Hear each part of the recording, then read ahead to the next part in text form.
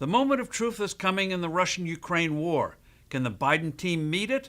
The answer is ominously unclear.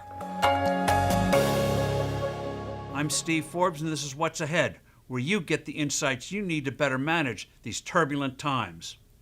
The stakes involved in the war raging in Ukraine extend far beyond that democratic country's independence. Its impact is worldwide. Success for Putin would tell adversaries and would-be adversaries that the U.S. lacks the will and diplomatic skills to preserve with its allies a peaceful liberal world order. Putin has long made clear he wants to wreck NATO and undermine American power in Europe. Under his scheme, the breakaway countries of the old Soviet Union would effectively come back under Kremlin control. The Baltic states of Lithuania, Latvia, and Estonia would be physically reincorporated into Putin's new empire. Central and Eastern European nations, particularly Poland, would become Kremlin satellites, as they were during the Cold War. That is, independent in name only. Western Europe, concluding the U.S. has lost its mojo, would become more accommodating to Moscow's wishes.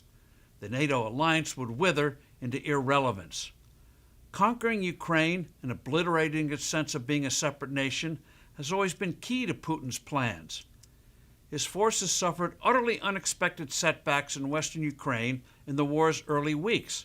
But now, Moscow is grinding away, taking territory in the east, where flat plains, short supply lines, and massive superiority in tanks, rocket artillery, and aircraft are favoring the invaders. From the start, the U.S. has been slow in supplying the amount and models of weapons Kyiv needs to win. The French and Germans, no surprise, have been slow walking supplying equipment.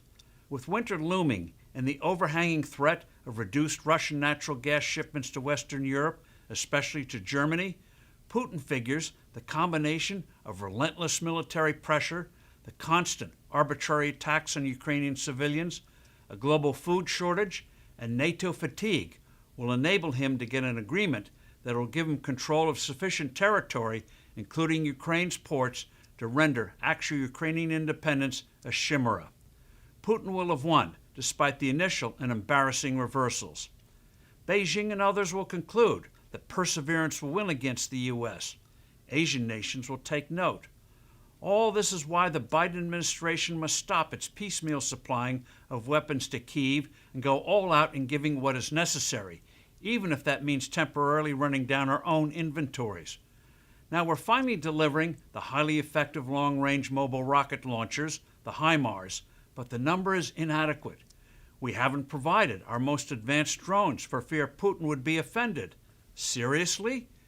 We should also deliver F-16 fighter aircraft, which would be critical in neutralizing Russia's advantage in artillery and tanks, not to mention destroying its supply depots in Ukraine. The U.S. should also coordinate convoys of ships from neutral countries to pick up grain from Ukrainian ports to alleviate disastrous food shortages in poor countries. Putin denies he's blockading Odessa and other ports on the Black Sea. Let's take him at his word. I'm Steve Forbes. Thanks for listening. Do send in your comments and suggestions. I look forward to being with you soon again.